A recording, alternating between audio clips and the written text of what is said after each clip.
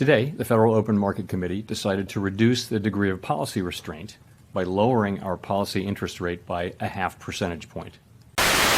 पिछले 4 साल में ऐसा पहली बार हुआ है कि यूएस के इंटरेस्ट रेट को 50 बेसिस पॉइंट से कट किया गया है। और ये जो इंटरेस्ट रेट कट हुआ है ये तो अमेरिका के अंदर हुआ है, बट अमेरिका में होने की वजह से इंडियन स्टॉक मार्केट के ऊपर बहुत ज्यादा इंपैक्ट पड़ने वाला है। इस पूरे वीडियो के अंदर हम यही बात करने वाले हैं कि आखिर में स्टॉक मार्केट और म्यूचुअल फंड के इन्वेस्टर्स के पोर्टफोलियो के ऊपर कितना इंपैक्ट पड़ेगा। एंड उसके बाद इस वीडियो के आखिरी में मैं आपको मोस्ट इंपॉर्टेंट चीज बताने वाला हूं कि आखिर में कौन से म्यूचुअल फंड कैटेगरी है जो बहुत तेजी के साथ ग्रो करने वाली है आने वाले कुछ सालों के अंदर में। तो अगर आप उन म्यूचुअल फंड्स के अंदर पैसा इन्वेस्ट करते हैं तो आपका पैसा भी बहुत तेजी के साथ ग्रो करने वाला है। तो इस पूरे वीडियो को ध्यान से वॉच करिएगा, ये आपके लिए बहुत इंपॉर्टेंट वीडियो होने वाली है। अब देखिए, जैसे भारत का सेंट्रल बैंक होता है रिजर्व बैंक ऑफ इंडिया, वैसे यूएस का सेंट्रल बैंक होता है जिसको हम बोलते हैं फेड, और इसी के इंटरेस्ट रेट को कट किया गया है। फेड अपने इंटरेस्ट रेट को इसलिए चेंज करता है कि वो अपने इकोनॉमिक ग्रोथ और इन्फ्लेशन को कंट्रोल कर पाए। उसका एक सीधा मोटिव होता है कि वो अपने इकोनॉमिक ग्रोथ और स्पेंडिंग को बढ़ा पाए, इसी को हम बोलते हैं मॉनेटरी पॉलिसी। अब बात करते हैं कि आखिर में इस फेड के इंटरेस्ट रेट को चेंज करने से कितना इंपैक्ट पड़ने वाला है स्टॉक मार्केट के ऊपर। सबसे पहला इंपैक्ट, डॉलर के चीपर होने से इंडियन कंपनी को बेनिफिट मिलने वाला है बोरो करने में। अब मान के चलते हैं कोई भी कंपनी डॉलर के अंदर लोन लिया होगा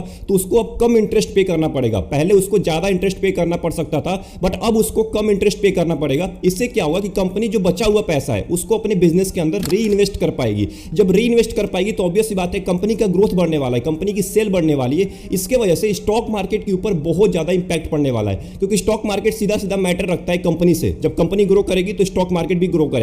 जैसे रिलायंस हो गया, एचडीएफसी बैंक हो गया, इन्फोसिस हो गया, टीसीएस हो गया, ये जो बड़ी बड़ी कंपनीज हैं इनको अब कम इंटरेस्ट पे करना पड़ेगा। इसके वजह से क्या होगा कि कंपनी की ग्रोथ बढ़ेगी और स्टॉक मार्केट ऑब्वियस सी बात है ये भारत की टॉप 50 कंपनी में आती है तो स्टॉक मार्केट भी बहुत तेजी के साथ बूम करने वाला है। दूसरा इंपैक्ट पड़ेगा, स्टॉक मार्केट के अंदर लिक्विडिटी बहुत ज्यादा बढ़ने वाली है। अब इससे नए जॉब्स क्रिएट होंगे, बिजनेसेस को और ज्यादा आसानी होगी लोन लेने में, उनको अब सस्ता लोन मिलने वाला है। मनी जो है ना बहुत ज्यादा सर्कुलेट करने वाला है, पैसा बहुत सर्कुलेट करने वाला है, जिसके वजह से स्टॉक मार्केट के ऊपर बहुत ज्यादा इंपैक्ट पड़ता है। एंड इसके वजह से भी स्टॉक मार्केट बहुत तेजी के साथ ग्रोथ करने वाला है। तीसरा इंपैक्ट होगा, यूएस के जो इन्वेस्टर हैं अब वो इंडियन मार्केट की तरफ आने वाले हैं। अब जब भी यूएस के अंदर इंटरेस्ट रेट कट किया जाता है तो बॉन्ड्स का इंटरेस्ट रेट भी कम हो जाता है यूएस का।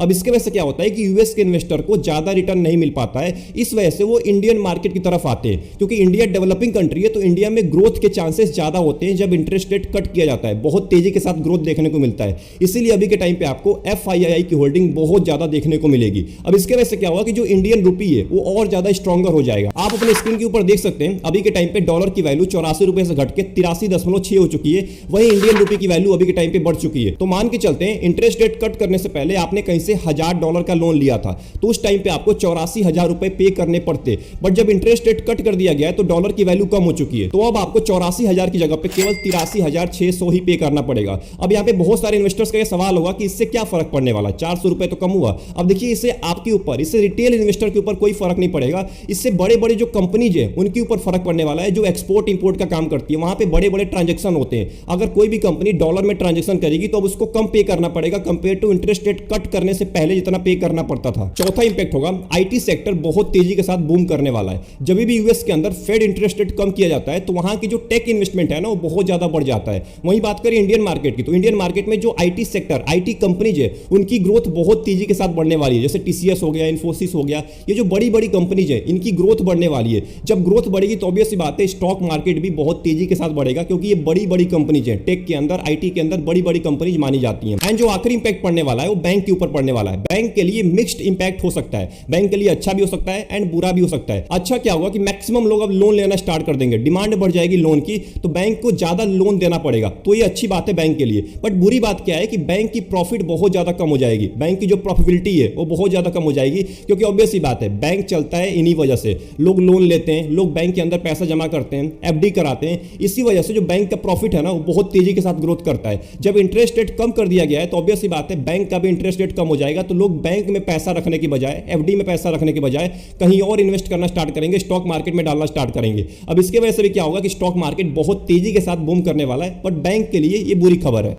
अब यहां तक तुमने बात कर लिया कि आखिर में फेड का इंटरेस्ट रेट कट किया गया है, इसके वजह से स्टॉक मार्केट के ऊपर क्या इंपैक्ट पड़ने वाला है, जो इकोनॉमी है इसके ऊपर क्या इंपैक्ट पड़ने वाला है। अब आरबीआई की भी एक मॉनेटरी पॉलिसी के ऊपर मीटिंग होने जा रही है 7 से लेकर 9 अक्टूबर के बीच में। इस मीटिंग के अंदर कुछ इंपॉर्टेंट डिसीजन लिए जाएंगे और आरबीआई का क्या रिएक्शन होने वाला है फेड रेट कट के ऊपर, ये तो 7 से लेकर 9 अक्टूबर के बीच में ही आपको पता हो पाएगा। अब आते हैं आखिरी और सबसे मोस्ट इंपॉर्टेंट मुद्दे के ऊपर कि आखिर में कौन सी म्यूचुअल फंड कैटेगरी है जो बहुत तेजी के साथ बूम करने वाली है आने वाले कुछ सालों के अंदर में। अब म्यूचुअल फंड एक्सपर्ट्स का यह मानना है कि अभी के टाइम पे इन्वेस्टर्स को अपना मैक्सिमम पैसा थेमेटिक फंड, फ्लेक्सी कैप और मल्टी कैप के अंदर इन्वेस्ट करना चाहिए, स्पेशली फ्लेक्सी कैप और मल्टी कैप, क्योंकि वहां पे आपके मैक्सिमम पैसे को पूरे मार्केट के अंदर इन्वेस्ट किया जाता है, लार्ज कैप के अंदर, मिड कैप के अंदर, स्मॉल कैप के अंदर। तो जो भी बड़ी कंपनीज है जो भी ग्रो करने वाली है वो फ्लेक्सी कैप के अंदर आती हैं। और थेमेटिक फंड के अंदर ये कहना है म्यूचुअल फंड एक्सपर्ट्स का कि आपका 8 से लेकर 10% से ज्यादा वेटेज नहीं होना चाहिए, क्योंकि थेमेटिक फंड सबसे ज्यादा रिस्की फंड होते हैं, क्योंकि उनका मानना यह है कि technology sector, finance sector and housing sector बहुत तेजी के साथ ग्रो करने वाला है। तो अगर आप इन सेक्टर के अंदर पैसा इन्वेस्ट करते हैं तो आपका पैसा भी ग्रो करने वाला है, बट ज्यादा पैसा आपको थेमेटिक फंड में नहीं डालना है।